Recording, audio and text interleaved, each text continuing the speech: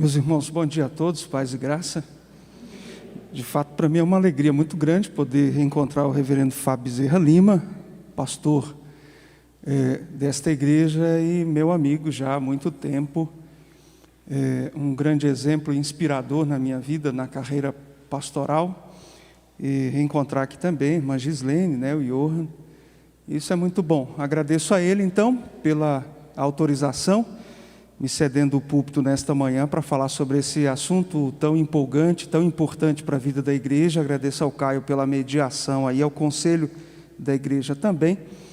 Então, uma alegria, irmãos, poder estar com todos aqui nesta manhã para discutirmos esse tema. Como já disse, é um tema de extrema importância para a igreja, sobretudo nos tempos atuais. Eu gostaria de, nesse momento, fazer uma oração para nós começarmos, então, a nossa aula de hoje, tá bom? Amado Deus, muito obrigado, Senhor, pela noite que o Senhor nos concedeu de descanso e por, neste dia, que é seu, nos providenciar esse momento de louvor, adoração e edificação. Fale-nos ao coração por meio das discussões que teremos aqui, direcionadas pela sua santa palavra. Abençoe e edifique essa igreja, Senhor, em o nome de Jesus. Amém. Deixa eu só fazer um teste aqui, para ver se vai dar tudo certo, ok? Bom, então, eu tenho a responsabilidade de trazer para vocês uma discussão a respeito desse tema, cosmovisão reformada, cosmovisão bíblica, e o meu grande objetivo nessa ocasião, na nossa aula de hoje, é então discutir aqui, de maneira bem introdutória, esse tema da cosmovisão, a noção de cosmovisão e os aspectos mais significativos que giram em torno dessa mesma noção.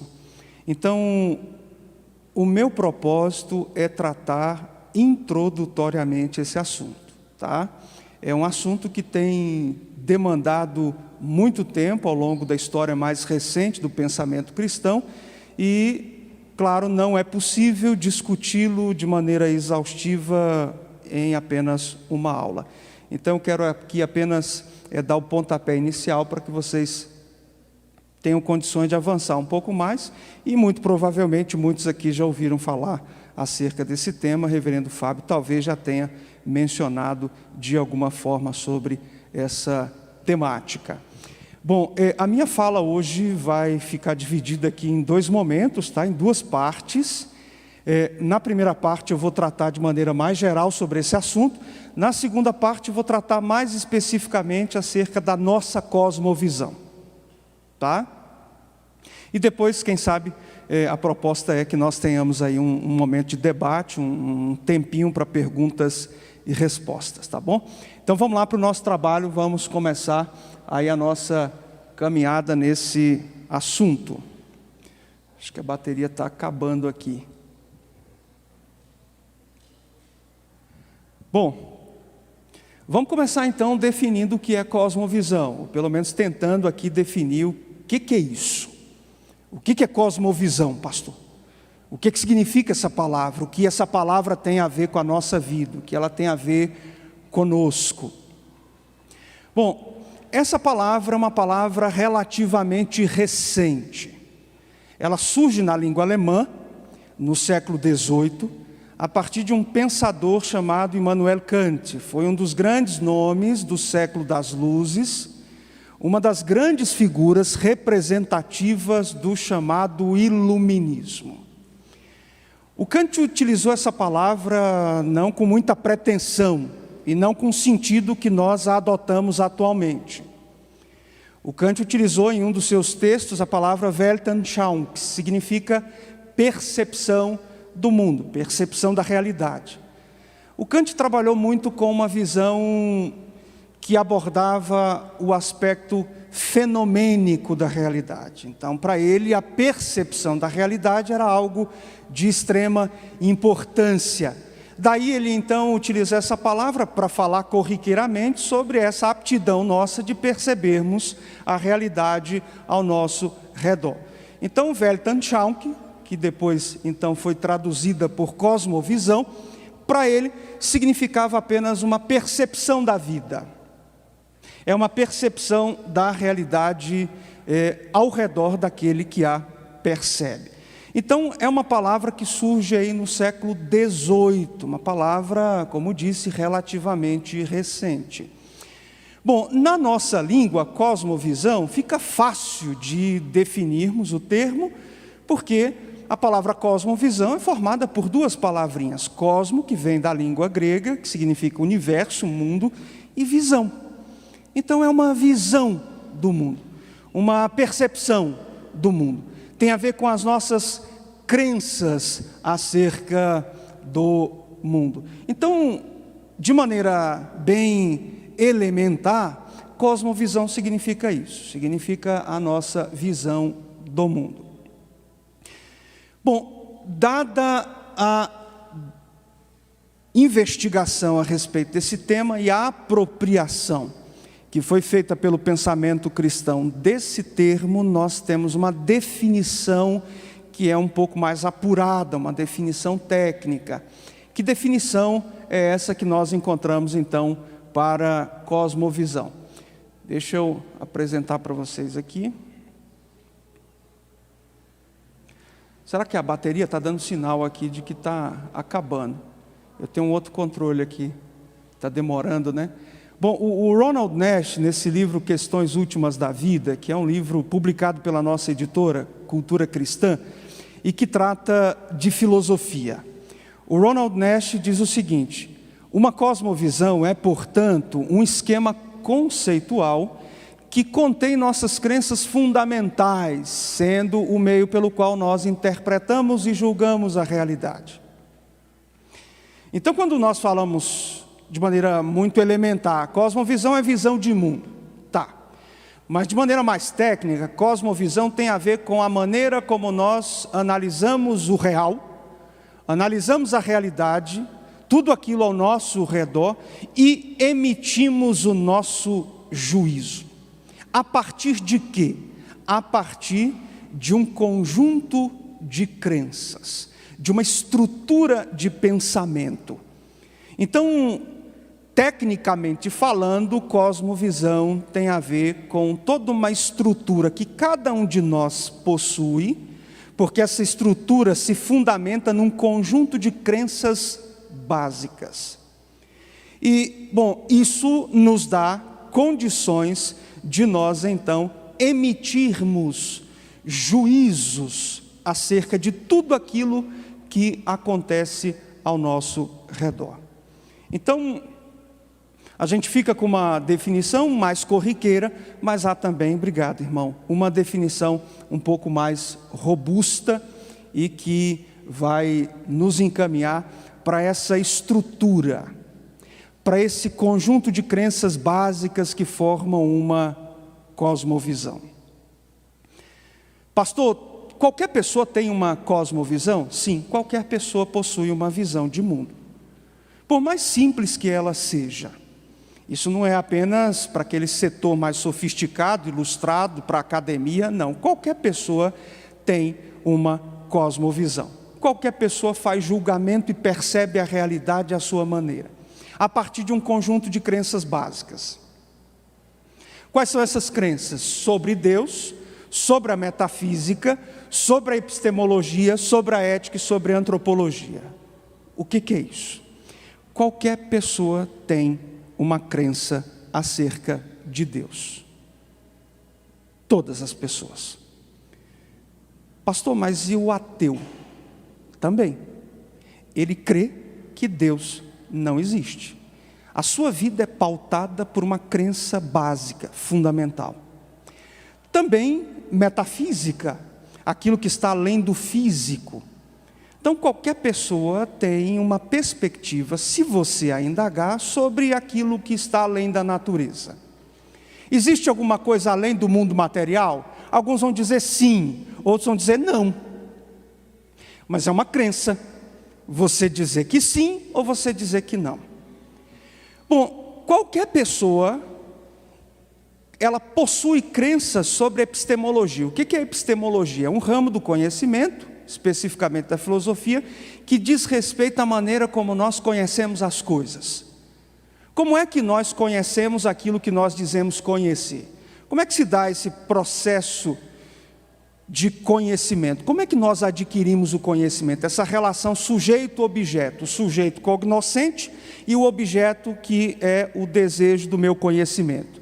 Como é que eu conheço as coisas? As pessoas vão emitir crenças sobre isso. Também sobre ética, o que é certo e errado, também sobre o homem. Então, uma cosmovisão está relacionada a esse conjunto de crenças básicas. Qualquer pessoa, ela então possui esse sistema de crenças. Eu vou utilizar aqui uma imagem do reverendo Pedro Dulce, nesse livro Inteligência para Quê? Como usar seu cérebro para a glória de Deus. Um texto muito interessante. Reverendo Pedro Dulce é aqui de Goiânia, não sei se o reverendo Fábio conhece, e aí ele apresenta um diagrama, eu tentei adaptá-lo aqui, para demonstrar então essa dimensão, que é a dimensão do compromisso do nosso coração. Olha só, deixa eu tentar apresentar para vocês aqui. O que acontece? Geralmente quando nós falamos em pensamento, em reflexão, a gente geralmente trabalha nesse âmbito aqui. É como se fosse um iceberg. E aí o que nós vemos do iceberg? A ponta que está ali à vista. Aquilo que está imerso nós não conseguimos observar. Então, geralmente, o que nós observamos? A gente consegue ver o quê? A nossa reflexão filosófica, os debates sobre política, sobre ética, um pensador aqui, outro acolá, isso a gente vê.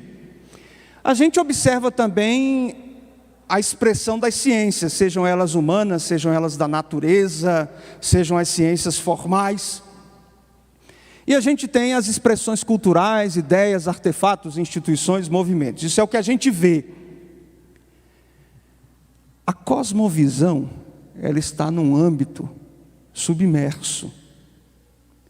A gente tem a dimensão pré-teórica, que é a questão da experiência ordinária, é a experiência que cada um de vocês aqui tem no dia a dia.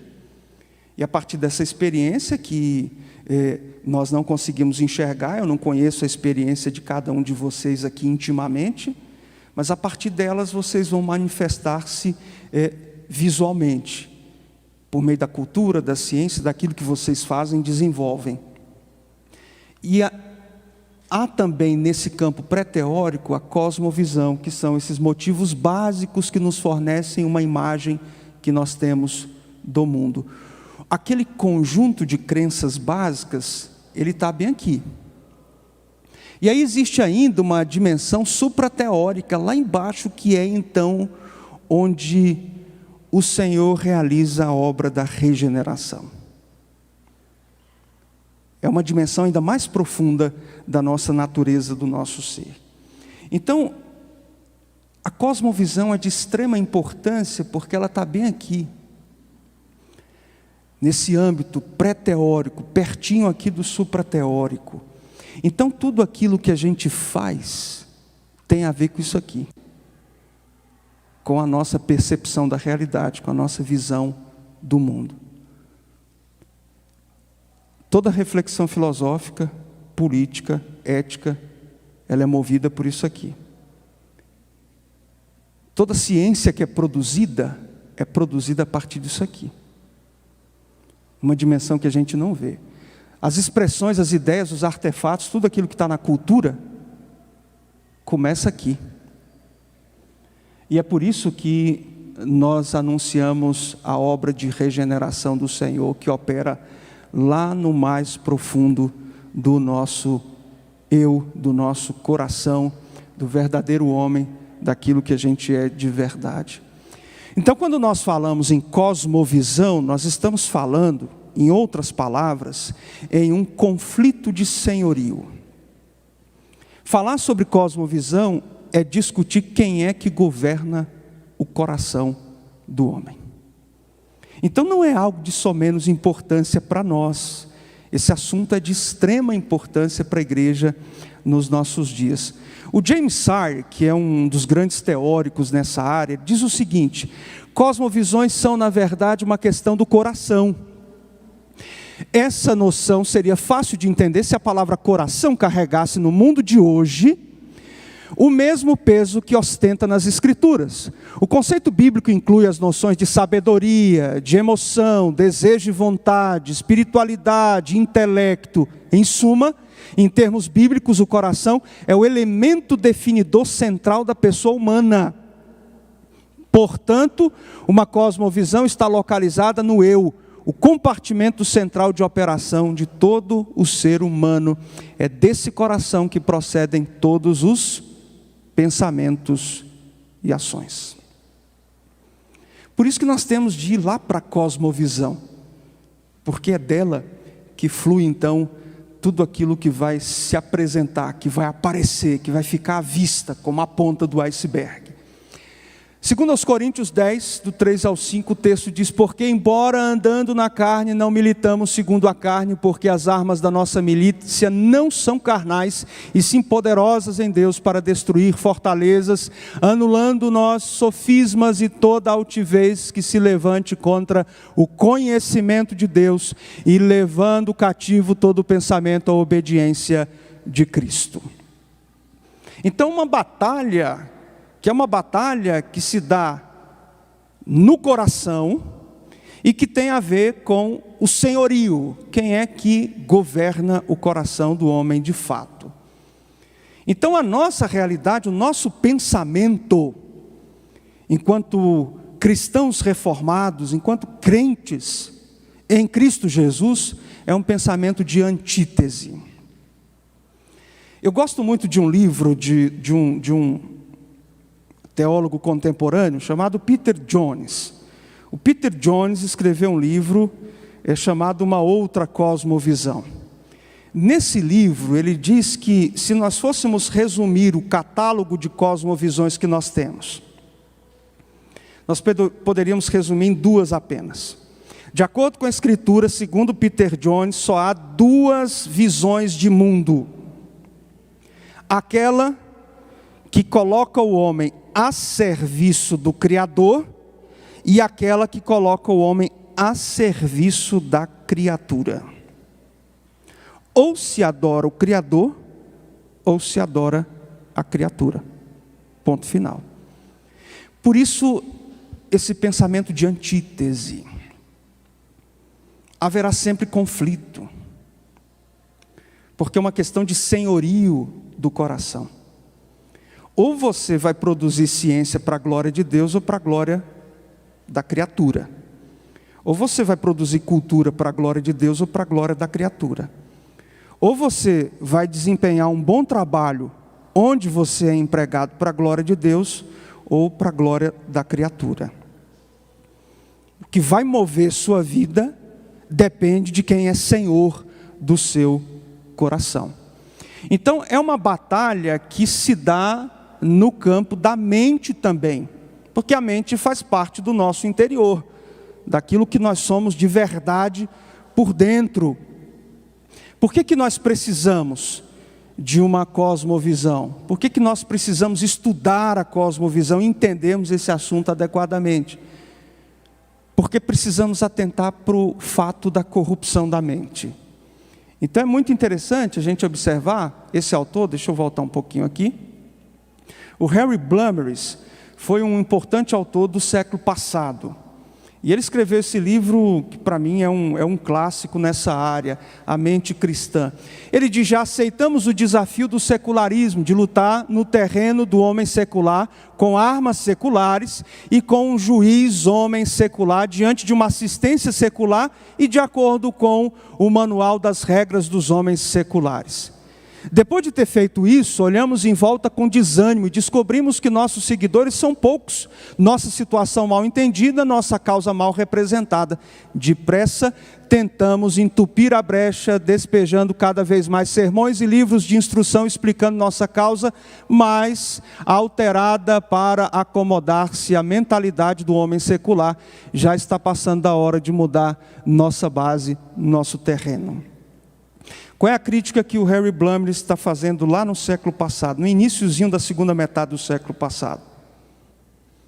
É que a gente está entregando a nossa mente para o secularismo, por falta de uma compreensão do que rege o coração do homem. Então está na hora da gente parar de querer seguir o mundo, de tentar se explicar para o mundo e militar no nosso próprio terreno. E lutar a partir da Escritura Sagrada e de uma cosmovisão que seja uma cosmovisão bíblica, de fato e de verdade. Então é lamentável quando a gente olha para o cenário atual e a gente observa de alguma maneira muitos crentes querendo se encaixar no terreno secular para tentar encontrar um espaço ali, tentar ganhar adeptos. O que o Blumley está falando lá atrás é: a gente entra, a gente tenta se acomodar no terreno do secular, a gente tenta alguns adeptos ali, a gente vai ver no fim das contas que a gente não conseguiu, aí a gente tenta explicar um pouquinho melhor a nossa causa, mas está no terreno secular. Então nós precisamos nos firmar numa cosmovisão que seja bíblica, de fato e de verdade. Então é uma batalha que acontece na mente. Olha só esse texto, 2 Coríntios 11:13. Mas receio, a orientação de Paulo, que assim como a serpente enganou Eva com sua astúcia, assim também seja corrompida a vossa mente, e as aparte da simplicidade e pureza devidas a Cristo. Paulo se preocupa com a corrupção da mente, com a astúcia do inimigo. Então não dá para ir para o terreno do secular e querer encontrar um espaço lá para o discurso ver se cola. Não, é antítese, irmãos, não tem jeito. Esse negócio de querer ser amiguinho do mundo não tem jeito, não cola. Ah, porque é bonito, porque todo mundo está falando, porque é legal, porque se a gente chegar com esse pensamento de antítese, vai chocar. Aí é um problema, porque a gente vai ter de entrar no terreno secular e então se submeter às regras do secular, ao juízo do secular, para tentar conviver um pouquinho. Não, o pensamento é de antítese, não tem como. É uma guerra, um conflito de senhorio no nosso coração. Reverendo Ernst Mayer, nesse livro, ele diz algo interessante. Satanás pensou por Eva, e Eva, como não se deteve na palavra de Deus, posteriormente pensou pensar por si, mas refletiu o pensamento de Satanás, que pensa e age de modo contrário a Deus. Então, se nós não pensarmos de acordo com a palavra de Deus, nós vamos pensar conforme o secularismo pensa, e aquilo que o secularismo pensa é contrário àquilo que Deus pensa. Então veja um perigo de nós então nos entregarmos a essas cosmovisões cuja matriz não é a Escritura Sagrada. O Gene Veith diz que o pecado é anti-intelectual. Então há uma guerra, e essa guerra a gente acaba sendo enganado muitas vezes achando que o pensamento do outro é sofisticado, porque esse pensamento humanista, esse pensamento que procura então de alguma forma expressar ciência, conhecimento, amor ao outro, é tolerancista, a gente acha que é sofisticado. Muitos vão dizer essa ideia de Deus, essa coisa religiosa é uma coisa ultrapassada, vetusta, não tem lugar no mundo contemporâneo, choca demais a realidade plural da nossa época. Mas é isso, o pecado é anti-intelectual. Tá? Aquilo que vai governar o coração do ímpio, ele não está preocupado com o intelecto, mas com a supressão dele. Eu gosto muito de um autor inglês do século passado, de matriz católica, mas ele produziu algumas coisas muito interessantes nesse campo da apologética, o Gilbert Chesterton. O Chesterton, ele dizia o seguinte: o ateu, o pensamento do ateísmo é um pensamento muito simples. É muito simples. E não é um pensamento sofisticado, como muita gente imagina.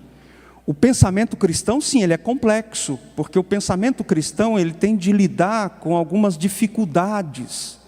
E ele é muito exigente. O ateísmo não. O ateísmo se resume a dizer: Deus não existe, pronto. Ele não tem de lidar com problemas da realidade. Ele só diz: Deus não existe. Então, o esforço intelectual, que muitos pensam ser grandioso, não é, tá? Na verdade, não é. Salmo 14:1 diz: o insensato no seu coração não há Deus, corrompem-se, praticam a abominação, já não há quem faça o bem. Então, o pecado conduz o homem a esse anti-intelectualismo. E a gente muitas vezes pensa que é o contrário, mas não. Por quê? Porque é um engano que o mundo caído deseja empregar. Em linhas gerais, meus irmãos, a cosmovisão é isso, tá? É uma estrutura de pensamento que é organizada a partir de um conjunto de crenças básicas que eu possuo a respeito de Deus, a respeito da metafísica, a respeito do conhecimento, da epistemologia, a respeito da ética, a respeito da antropologia, do homem, por aí vai. A partir dessa minha visão de mundo, da maneira como eu percebo o mundo, eu então vou me manifestar. Seja na cultura, na carreira profissional, nas artes, na reflexão filosófica, política, em qualquer esfera da vida. E a grande questão que está por trás, lá no fundo, é uma questão de senhorio. A minha cosmovisão vai se fundar ou no propósito de adorar o Criador, ou no propósito de adorar a criatura. Então isso vai guiar toda a nossa vida. Então, se a gente pensar num catálogo de cosmovisões, você pode pensar no teísmo, que a gente vai fazer uma menção rápida aqui, que é a nossa cosmovisão, né, o teísmo trinitário canônico, para usar aqui uma expressão do David Nagel, que nada mais é do que a cosmovisão reformada, a maneira como nós compreendemos a realidade. Existencialismo, deísmo, marxismo, naturalismo, pós-modernismo, feminismo, pluralismo, esoterismo, niilismo, tudo que você imaginar. Tudo isso nada mais são do que expressões de uma cosmovisão. Ah, mas como assim cosmovisão? Estudei isso aí como filosofia dos mais entendidos e sofisticados pensadores do Ocidente. Como é que isso pode ser uma cosmovisão? É uma cosmovisão, porque todo esse pensamento vai se manifestar a partir de um conjunto de crenças que cada um desses pensadores possuía pré-teoricamente. Então a vida do indivíduo é guiada pela sua percepção da realidade. E a partir disso, então, o sujeito vai elaborar e produzir aquilo que fica à vista de todos nós. Então, a nossa cosmovisão é uma cosmovisão firmada em quem? Qual é a base para a nossa cosmovisão? As Escrituras Sagradas que revelam o nosso Senhor. E eu quero discutir rapidamente sobre isso nessa segunda parte, para a gente poder depois dedicar um tempinho aí a um debate. Então, como eu disse, eu estou usando aqui uma expressão de um grande estudioso dessa área, o David Nagel. Ele escreveu um livrinho chamado Filosofia, um guia para estudantes, é muito interessante, mas ele tem um outro, de umas 500 páginas, chamado Cosmovisão, a história de um conceito. Então ele se dedica a trabalhar esse conceito desde o século XVIII e como então ele é apropriado atualmente, principalmente pelo segmento protestante. Então ele chama a cosmovisão de teísmo trinitário canônico.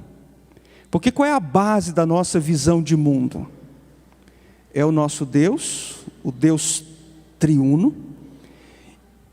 e nós o conhecemos pela Escritura. Ele se revela na Escritura. Então, essa é a base para a nossa visão de mundo. A nossa visão de mundo é teorreferente.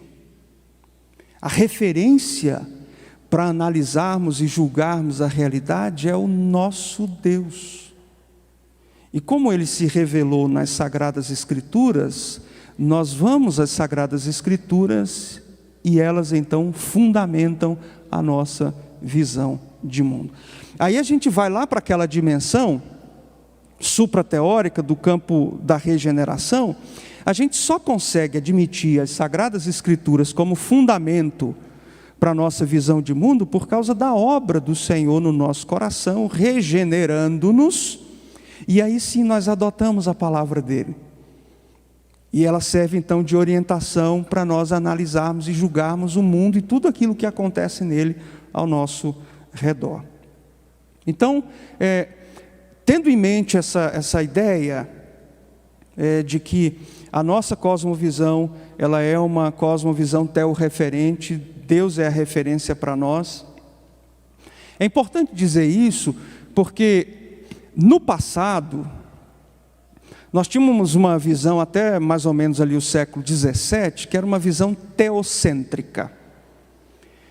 O que essa visão teocêntrica apresentava? Bom, Deus é a referência para toda a realidade. Então, se a gente vai discutir o que é verdadeiro, Deus é a referência. Se a gente vai discutir o que é o bom, Deus é a referência. Se a gente vai discutir o que é o belo, Deus é a referência. É o que muitos chamaram no passado de os três transcendentais: bom, o belo e o verdadeiro. Deus é referência de verdade, Deus é referência de bondade, Deus é referência de beleza. O que acontece no início da modernidade, com o Renascimento? No período medieval, falava-se muito na miseria hominis, na miséria do homem. O homem é miserável, longe de Deus, pecador. No início da modernidade, com o Renascimento, o que se tem? Fala-se muito na dignitas homini, na dignidade do homem. Houve um sujeito no finalzinho do século XV, chamado Giovanni Pico della Mirandola. Ele escreveu um livro chamado Oração a respeito da dignidade do homem. E ele coloca o homem lá nas alturas. O texto é interessante, em algum momento lá o próprio Deus fala com o homem e elogia o homem e diz que o homem é senhor de si. Está lá no finalzinho do século. A obra foi publicada acho que em 1498, se não me engano. Está lá uma exaltação do ser humano. Então isso vai, século XVII, século XVI, perdão, depois século XVII, século XVIII, período da Ilustração, que inclusive é quem vai nomear esses 1000 anos aí de, digamos, hegemonia do cristianismo como idade das trevas. São os iluministas, que vão dizer, esse período aí que a igreja teve à frente aí, que dominou, isso aí foi puro obscurantismo, não teve valor algum. É uma visão muito reducionista do período medieval. Então a gente tem aí, nesse momento de início da modernidade, o que é um antropocentrismo. Sai daquela ideia de que Deus é o centro e o homem, então, ele é digno, ele passa a ocupar o centro de todas as coisas. Eu gosto muito dessa imagem, né, que é um afresco no teto da Capela Sistina, do Michelangelo, que é a criação de Adão. E se vocês observarem, essa obra renascentista expressa muito bem essa questão do valor que o homem tem. Então, essa obra é a criação de Adão. Mas olha só, aqui é uma representação, né, de Deus e aqui o homem. No lugar de o homem se esforçar para ir em direção a Deus, a obra mostra que quem está se esforçando é Deus para ir em direção ao homem, que pouco estende o seu braço para tocar em Deus.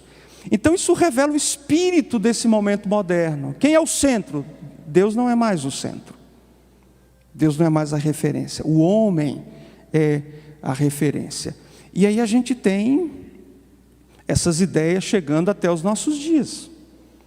Esse homem senhor de si, esse homem que faz o que ele bem entende, que define inclusive quem ele é. A gente olha para essas questões aí de discussões sobre gênero. Atualmente a gente pensa, isso é coisa de alguns poucos anos aí atrás, 5, 6 anos atrás, começa a surgir. Isso está sendo discutido há muito tempo.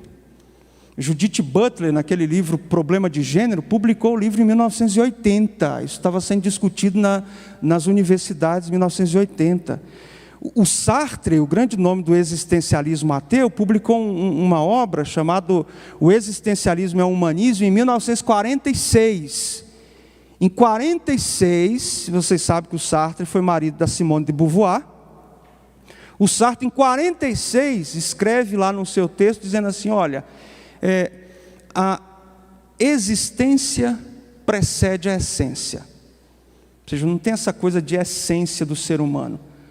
O ser humano passa a existir e ele se constrói e define quem ele é, do jeito que ele bem entender. E por isso a gente está hoje aí, o fruto está lá atrás. É desse homem digno, que é ele que se faz, porque o próprio Deus deu autoridade a ele para cuidar da sua própria vida. Bom, então nessa perspectiva, o que nós acreditamos em termos de cosmovisão? Quais são as bases da nossa cosmovisão, do teísmo trinitário canônico, né? A cosmovisão reformada. Qual é o fundamento? O fundamento é a palavra do nosso Deus, as escrituras sagradas. Por isso nós reafirmamos o sola scriptura. E eu vou falar rapidamente aqui para depois a gente conversar um pouquinho sobre essas afirmações, essas proposições que dizem respeito então à nossa cosmovisão. Então qual é o fundamento? O que baseia? Como é que nós podemos expressar a nossa visão de mundo? Primeiro, Deus é infinito e pessoal, Deus trino, transcendente, imanente, onisciente, soberano e bom. Primeiro ponto aí da nossa cosmovisão. Deus existe, se revelou, Ele é o Deus trino, Ele é infinito, Ele é bom, Ele é soberano. Então, na nossa visão de mundo, essa é uma proposição fundamental. Então, tudo aquilo que a gente vai produzir, a gente produz a partir dessa perspectiva. Segundo, Deus criou o cosmo ex nihilo, do nada, para operar com uma uniformidade de causa e efeito em um sistema aberto. Sistema aberto no sentido de que coisas acontecem e nós passamos a conhecer essas coisas, mas o próprio Deus, soberano como é, perfeito como é, criou todas as coisas. Ele é o Criador, isso marca a nossa visão de mundo. O cientista cristão, quando vai realizar o seu trabalho, ele o realiza tendo como suporte, guia para a sua vida, a sua visão de mundo, que leva em consideração Deus como Criador. Então isso é fundamental, tá? Isso está lá numa dimensão pré-teórica. Bom, terceiro, os seres humanos são criados à imagem de Deus e, portanto, possuem personalidade, autotranscendência, inteligência, moralidade, senso gregário, criatividade. O homem não é um animal racional. O homem é imago Dei, é imagem e semelhança de Deus. É importante dizer isso, porque diante de tantas propostas de compreensão do homem, a nossa visão de mundo se baseia na afirmação de que o homem é imago Dei. Não é um animal com apenas uma característica que o diferencia dos demais. Ele é imagem e semelhança de Deus. Isso faz toda a diferença no que diz respeito à antropologia. Ah, pastor, mas isso vai bater de frente, vai entrar em choque com aquilo que estão dizendo por aí. Mas é isso mesmo. É um pensamento de antítese. tá? Não tem como a gente fugir disso. 4, os seres humanos podem conhecer tanto o mundo que os cerca quanto o próprio Deus, porque Ele colocou neles essa capacidade, porque Ele desempenha um papel ativo na comunicação com eles. Isso vai entrar em rota de colisão com muitas cosmovisões que afirmam, por exemplo, o deísmo, que afirmava Deus é um ente de razão, todo aquele que é racional tende a admitir a existência de Deus, tudo bem, só que esse Deus ele é tão perfeito que ele se tornou algo completamente desconexo da sua criação e ele não interage com a criação. Então há transcendência nesse Deus, mas não há imanência, ele não se relaciona. Nós afirmamos ao contrário que o nosso Deus, a quem nós servimos, é um Deus pessoal e ele se relaciona conosco. Tá? Então isso também traz para nós um componente de extrema importância acerca da nossa compreensão a respeito do homem, do ser humano. Mais uma proposição então acerca da nossa visão de mundo. Os seres humanos foram criados bons, porém devido à queda, a imagem de Deus tornou-se desfigurada, embora não tão destruída, de modo a não ser mais passível de restauração.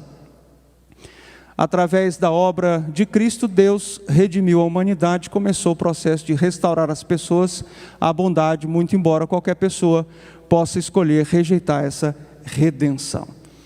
Então a ideia, a capacidade de rejeitar a redenção, é evidente que nós estamos aqui nos referindo ao ímpio, ao réprobo, àquele que não foi eleito, e a postura dele vai ser uma postura de rejeição àquilo que Deus propõe por meio da sua palavra, o chamado ao arrependimento. Então, a nossa compreensão, irmãos, acerca da condição de todas as coisas, por que as coisas estão como estão, se explica pelas Escrituras Sagradas, que chamam a nossa atenção e dizem: o problema se chama rebeldia, se chama pecado. O que nós vamos ouvir de outras visões de mundo? O problema do nosso país é um problema econômico. O problema do nosso país é um problema de educação. Se nós articularmos bem esse ou aquele indivíduo, se nós mudarmos o cenário político, se nós então pensarmos numa redistribuição de renda, se nós pensarmos em programas habitacionais, se nós pensarmos em programas que vão tirar então as pessoas da linha da miséria e da pobreza, nós vamos resolver os problemas que nós encontramos no mundo. A nossa cosmovisão reformada é uma cosmovisão que chama a nossa atenção para o problema que é o problema real do ser humano, que se chama pecado. É muito interessante quando a gente observa o livro do profeta Miqueias. No livro do profeta Miqueias você tem todo tipo de problema social. Você tem político corrupto, você tem juiz que se vende, você tem rico explorando pobre, gente tomando terreno de casa, de terreno de viúva, de órfão. O sacerdócio está uma bagunça, estão vendidos aos poderosos. E o profeta Miqueias não deixa de apontar que o grande problema é a desobediência do povo, é o pecado do povo. Então é isso, educação não vai salvar nação nenhuma, homem nenhum. Projeto social não salva ninguém. Se nós acharmos, se nós militarmos e batalharmos para que então a educação avance, e nós precisamos fazer isso, sem dúvida nenhuma, e incentivarmos isso. Agora, achar que essa é a redenção para a nossa nação, o Senhor que governa o nosso coração é outro, e não Cristo Jesus. Então o problema do homem se chama pecado. Essa visão de mundo que nós temos ancorada nas Escrituras vai apontar isso para nós. É desconfortável você chegar para um debate? É desconfortável para os outros, que vão tentar desmerecer a nossa visão de mundo. Mas a visão de mundo deles também, por mais sofisticada que aparente ser, é uma visão de mundo baseada e formatada por crenças básicas que eles possuem. Tá? Então, é muito importante nós notarmos isso. Bom, estou terminando, gente, e aí a gente vai para o debate. Para cada ser humano, a morte representa tanto o portão para a vida com Deus e seu povo, quanto o portão para a separação eterna da única coisa que pode satisfazer as aspirações humanas definitivamente. Então é isso, a morte, o fim e, então, ou a bem-aventurança ou a danação. Então, no plano metafísico, existe alguma coisa depois dessa vida? Existe. A nossa cosmovisão afirma categoricamente: há eleitos e réprobos, há aqueles que vão desfrutar da presença maravilhosa de Cristo Jesus sempiternamente, aqueles que receberão do Senhor o juízo por causa da sua desobediência. Ponto final. Então há sim uma separação. Isso marca a nossa visão de mundo e isso nós anunciamos. Isso deve fazer parte da nossa análise acerca da realidade. Vamos lá. A ética é transcendente e alicerçada no caráter de Deus como bom, santo e amoroso. A nossa ética é uma ética fincada nos mandamentos, na lei moral de nosso Senhor. Então, não terás outros deuses diante de mim, não farás para ti imagem de escultura, não tomarás o nome do Senhor teu Deus em vão, lembra-te do sábado, honra teu pai e tua mãe, não matarás, não adulterarás, não furtarás, não dirás falso testemunho contra o teu próximo, não cobiçarás a mulher do teu próximo, a casa do teu próximo, o escravo, a escrava, o boi, o jumento, tudo aquilo que pertence. Esse é o fundamento para a nossa ética. O padrão para definirmos o que é certo e errado é a lei moral do nosso Senhor, que é perfeita, atemporal. Então essa é a base, não é a razão, não é a experiência, de modo nenhum, é a palavra do nosso Senhor. Irmãos, há uma compreensão também da história que marca a nossa visão de mundo. Qual é a nossa compreensão? A história é linear. É uma sequência de eventos significativos que levam o quê? Ao cumprimento dos propósitos de Deus para toda a humanidade. Deus não é pego de surpresa e a história é teleológica. Ela tem um fim, não é história cíclica. Aquele pensamento grego de que as coisas sempre vão se repetir, a matéria sempre existiu e vai sempre existir, não tem fim, a história não tem fim. Tem sim, há um fim. É aquilo que Agostinho chamava, né, o tempo tríbio, o passado, o presente e o futuro. A história caminha para um fim, para o segundo advento do nosso Senhor, onde a história vai se encerrar completamente. Tá? Então, muito diferente daquela perspectiva, como muitas outras perspectivas, aquela perspectiva marxista, de que a história é marcada pela luta de classes e ela terá um fim quando, então, o proletariado assumir todo o poder e acabar com essa história de opressão e de oprimidos, tá? Aí a história termina, não. A história termina quando o Senhor Jesus, então, retornar e dar fim a esse mundo, transformando-o completamente. Então essa ideia de história linear, de que tudo aquilo que acontece cumpre os propósitos de Deus para a humanidade, isso deve fazer parte da nossa visão de mundo. Como é que a gente analisa a atual pandemia? Nesses termos. Deus não foi pego de surpresa. Tudo o que está acontecendo em cumprimento aos eternos decretos de Deus. E há um propósito em tudo isso. Deus tem um propósito. A história, ela não se dá ao acaso. Deus conduz todas as coisas de maneira santa, sábia e boa. Então essa é uma perspectiva da qual nós não podemos fugir.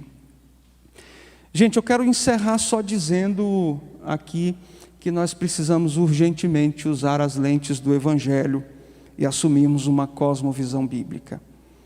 Tá? Há inúmeras coisas que nós poderíamos discutir aqui, mas eu preciso apenas colocá-los em contato com esse assunto inicialmente, mas nós precisamos urgentemente nos valermos das Escrituras Sagradas como base para a nossa visão de mundo.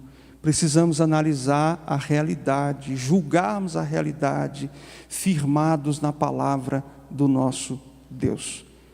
Que o nosso coração esteja comprometido com o nosso Senhor.